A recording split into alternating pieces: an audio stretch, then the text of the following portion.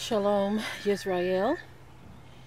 I'm just doing a quick update on what we have going on in our small greenhouse. Right here you see dill.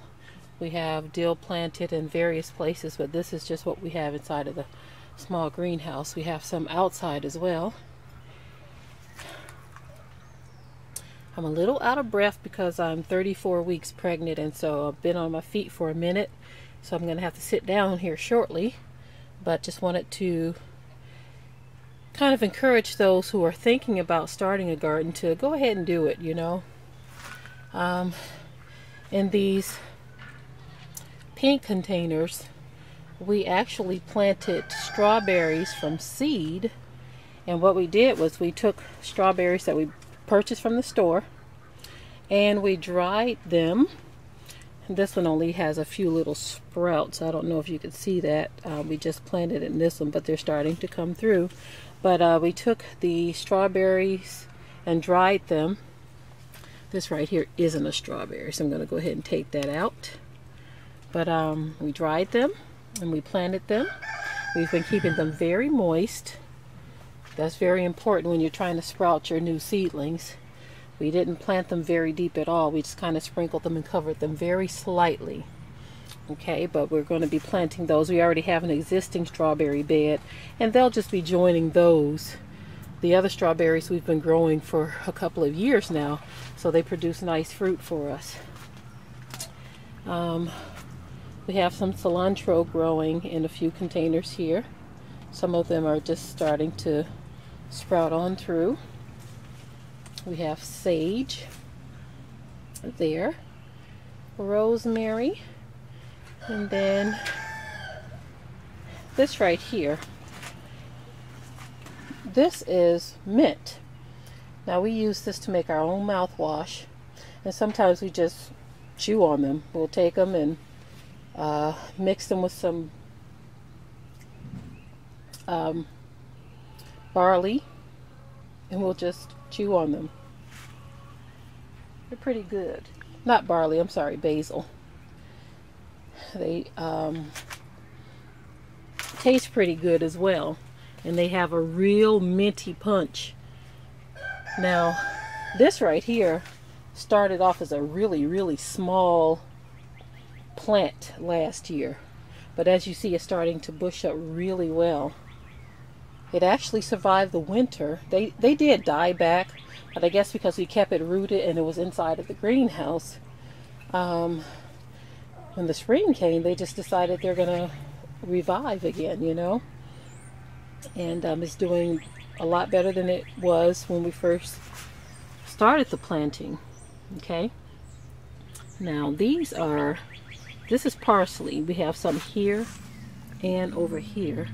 They actually came back from last year as well because they stayed in the greenhouse. They actually survived, and they're coming back pretty well for us.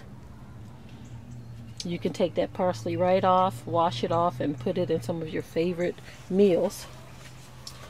Right here, we've already started to take some of these out and plant them out in the garden, but what we have here are ground cherries.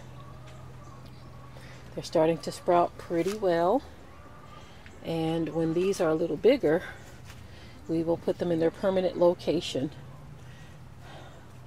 A very dear sister turned me on to ground cherries. As a matter of fact, the seeds that are growing in this container are the ones that she sent. We've already planted most of these. We just have a few others. Okay, these are seeds that she actually sent to me. Thank you, Sister Tahila.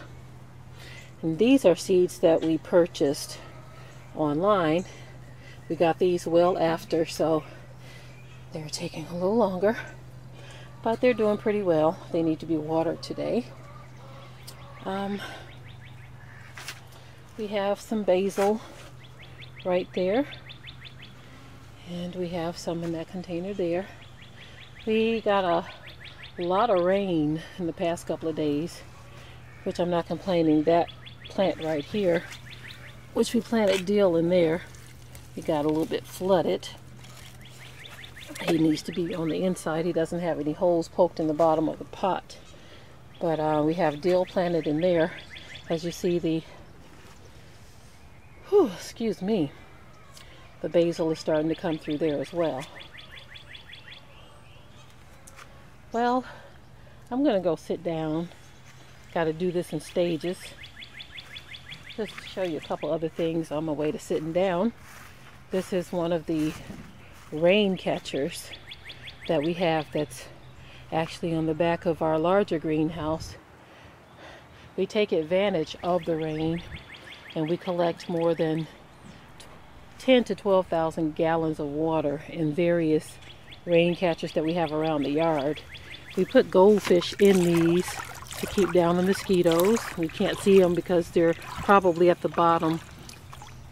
Okay, but we catch a lot of water in these. And what we do is we do this in preparation for any type of drought that we may have. A few years back we actually had a drought and ran our water bill up tremendously trying to keep everything alive, and it still didn't work. So we took to building these a few years back. Okay, very simple construction. All of them are constructed differently. This one is a pond we have in the middle of the yard.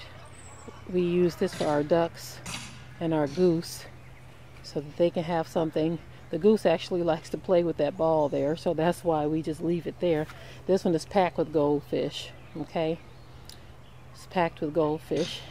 And what we do sometimes is we'll catch the goldfish out of here and we'll feed them to, we have bluegill in that pond over there. That's actually another one of the rain catchers that we built. We put bluegill in there, and so we'll feed the bluegill with the fish from various ponds we have around the yard. Well, anyway, I'm going to sign off and go sit down for a moment, and maybe I'll come back a little later with some more updates on other things that we have growing in the yard. Shalom.